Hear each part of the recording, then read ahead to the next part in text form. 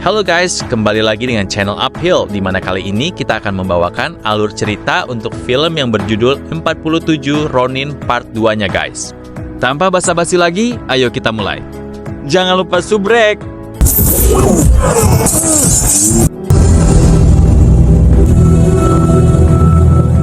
Setelah Kei mengalahkan monster itu, Oishi mencoba mengikuti pertarungan untuk bisa mendekati Kei. Tetapi Kei yang tak mengenalnya langsung menyerangnya. Setelah dia jatuh karena serangan Kei, Oishi mengatakan kepadanya kalau Mika membutuhkan bantuannya. Kei tiba-tiba tersadar dan langsung berjuang untuk kabur dari sana bersama Oishi. Setelah menghadapi beberapa penjaga, mereka akhirnya berhasil keluar dari sana dengan selamat. Di pagi harinya, Kei dan Oishi berhasil bertemu dengan Ronin yang tersisa di Danau Hitam sesuai yang telah ia rencanakan. Zero! It's Oishi! Oishi's back! Everyone, Oishi's back!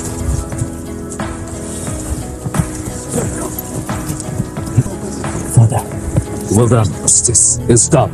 I will not rest until... Bersama-sama mereka kemudian bersumpah untuk membalas kematian Asano tuannya dan akan mengirim Kira ke neraka. Kemudian Oishi membuka peta wilayah Ako, di mana dia akan membawa para Ronin ke desa Uetsu untuk mendapatkan pedang. We'll go to Uetsu when we meet again. I'll have more... Oishi lalu memerintahkan Ronin Isogai untuk menyusup ke kuil di istana Kira untuk mencari informasi tentangnya. We can find out. Sementara itu, salah satu mata-mata Kira melaporkan kepadanya kalau Oishi telah dibebaskan dari penjara dan sedang merencanakan penyerangan. They say a samurai helped him. Kira pun segera memerintahkan penyihirnya Misuki untuk membunuh Oishi terlebih dahulu. Pada saat yang sama, Oishi dan para Ronin tiba di desa Uetsu. Tapi yang mereka temui hanyalah para samurai anak buah Kira. Who are you?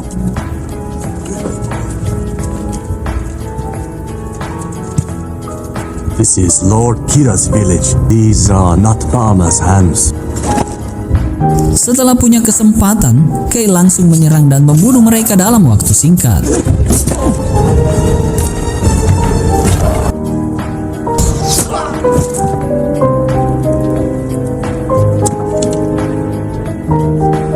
Setelah itu, mereka bermalam di desa.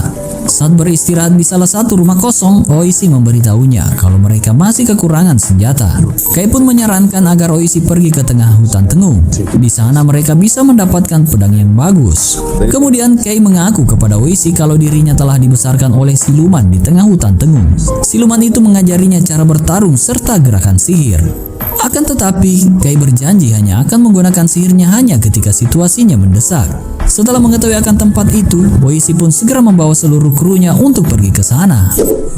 Sementara itu, Isogai berhasil menyusup ke kerajaan dan kini berada di tempat hiburan kerajaan Kira. Di sana ia bertemu Misuki yang berpura-pura menjadi wanita penghibur.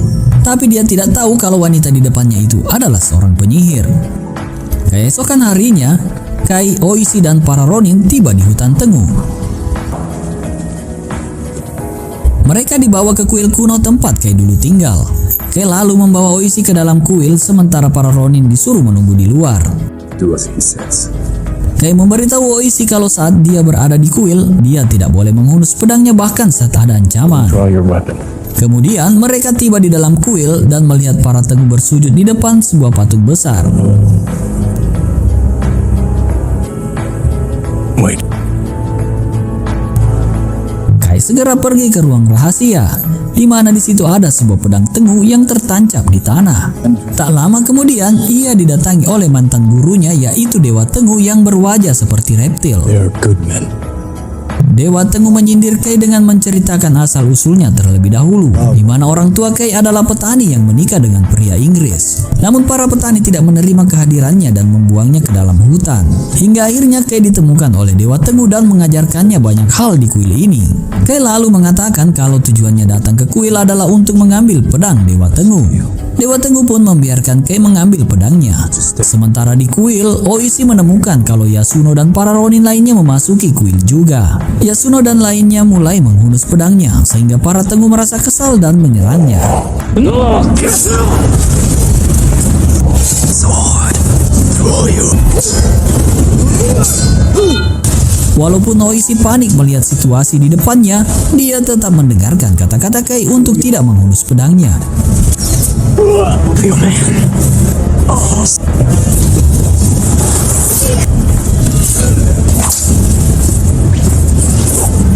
Help them. Save your men. Save them. Draw your sword.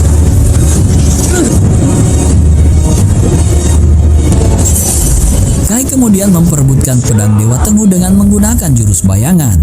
Kai berhasil mengambil pedangnya hingga membuat Dewa Tengu terkesan. Setelah itu, Kai bertemu dengan Oishi yang terlihat bingung karena semua Ronin telah menghilang dan digantikan dengan puluhan pedang Tengu.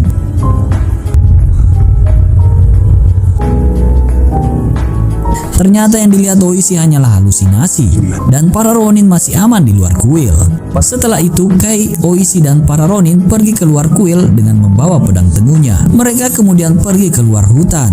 Dalam perjalanan, Kai menunjukkan kekuatan pedang Tengu kepada para Ronin. Pedang tersebut dapat memotong batang pohon tanpa mengeluarkan banyak tenaga. Kemudian salah satu Ronin bernama Baso mencoba membuktikannya, namun gagal, mungkin karena kebanyakan makan gorengan. Your sword. You keep it. Sesampainya di desa Uetsu, tiba-tiba Isogai datang menemui Oishi. Dia memberitahu Oishi kalau Kira akan mengunjungi kuil leluhurnya nanti malam. Mengetahui hal ini, Oishi berencana untuk datang mengepungnya. Gather the men. Saat malam tiba, Oishi dan Ronin lainnya datang ke kuil tersebut. Sesampainya di sana, mereka melihat Kira dan anak buahnya sedang berdoa di kuil.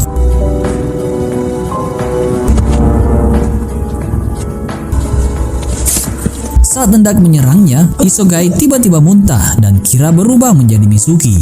Kemudian Mitsuki menyerang mereka dengan menyemburkan api besar ke arah Ronin.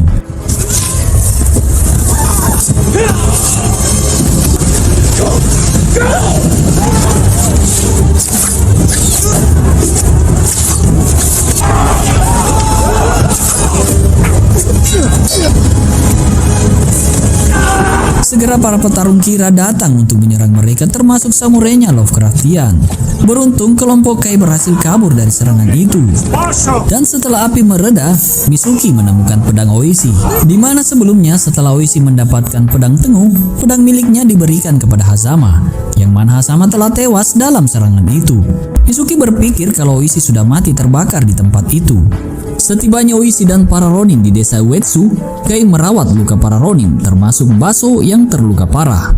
Dalam hembusan nafas terakhirnya, Baso mengaku kalau dirinya sering melempari Kai dengan batu di masa lalu bersembunyi. Ia meminta maaf kepada Kai dan mengatakan kalau Kai orang baik, dan akhirnya ia pun meninggal.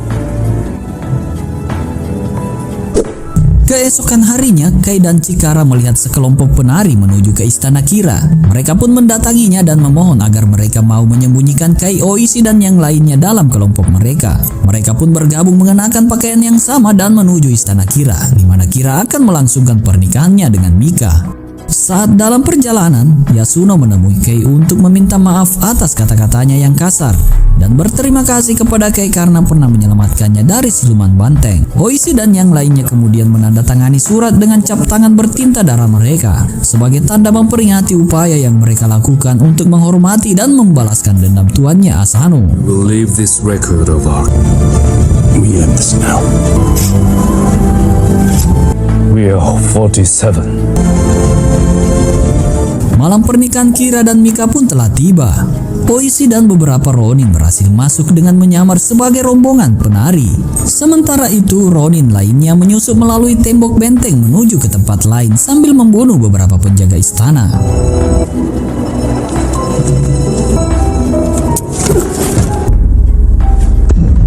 Saat Oishi sedang tampil di atas panggung, salah satu penjaga istana menembakkan panah ke arahnya, sehingga membuat penyamarannya terbongkar. Para Ronin mulai menyerang. Mereka pun berhasil membunuh petarung terkuat milik Kira, yaitu Lovecraftian, dengan menggunakan petasan.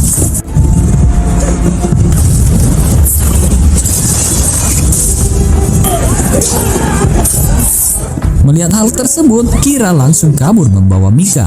Tapi Mika memberontak dan pergi ke arah yang berbeda darinya. Oishi kemudian mengejar Kira, sedangkan Kai bertugas menemukan Mika. Setelah Kai dan Mika bertemu, mereka langsung berpelukan. Namun tiba-tiba, Mitsuki datang dalam wujud naga putih. Kemudian Kai segera mengeluarkan pedang temu untuk melawannya.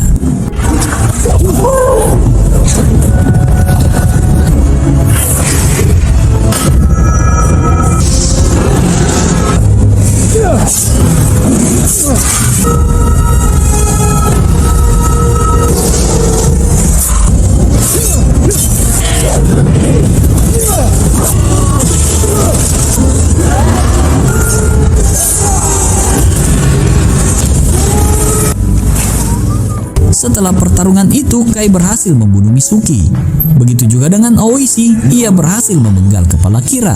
Lalu Oishi mengeluarkan kepala Kira dan menunjukkannya kepada para samurai.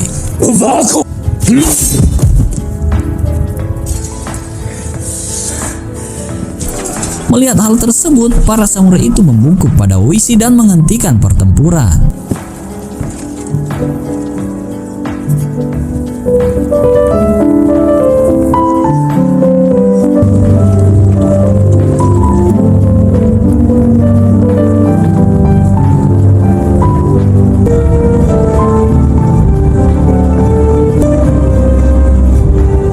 Keesokan harinya, Oishi dan para Ronin pergi ke Ako untuk memberikan penghormatan di makam Asano.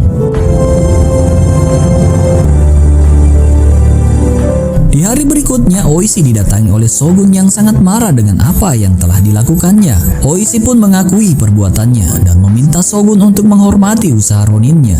Shogun mengatakan mereka semua harus digantung. Namun karena Shogun menghormati Asano, dia memberikan hukuman yang sama seperti Asano, yaitu seppuku. Old ways of Bushido will be buried alongside your lord. I grant you. I see only samurai before me. With honor. Malam sebelum mereka dieksekusi, Kai bertemu Mika dan berjanji untuk menemukan satu sama lain di kehidupan selanjutnya.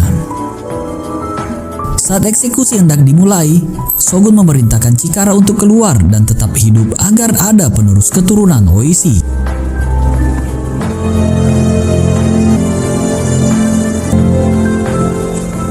Serve Ako. Your son shall live. Country, your bloodline.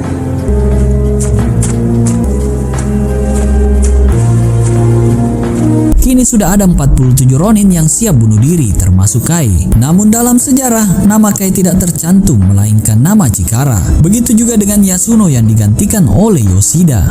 Setelah kematiannya, mereka akan dimakamkan di samping makam tuannya. Dan film pun berakhir. Film ditutup dengan narasi singkat yang menyatakan kalau legenda 47 Ronin terus hidup selama berabad-abad. Setiap tahun pada tanggal 14 Desember, ribuan orang di seluruh dunia berkumpul di makam para Ronin untuk menghormati perjuangan yang telah mereka lakukan. Film ini terinspirasi dari kisah tersebut.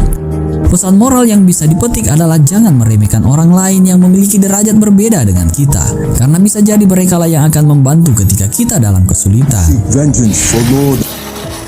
Oke guys, itu aja buat video kali ini. Kalau kalian suka, jangan lupa pencet tombol like dan klik subscribe biar kita bisa ketemu lagi di video berikutnya. Tulis di kolom komentar ya, kira-kira kita harus bahas atau cobain apa lagi habis ini. Thanks for watching and see you in the next video.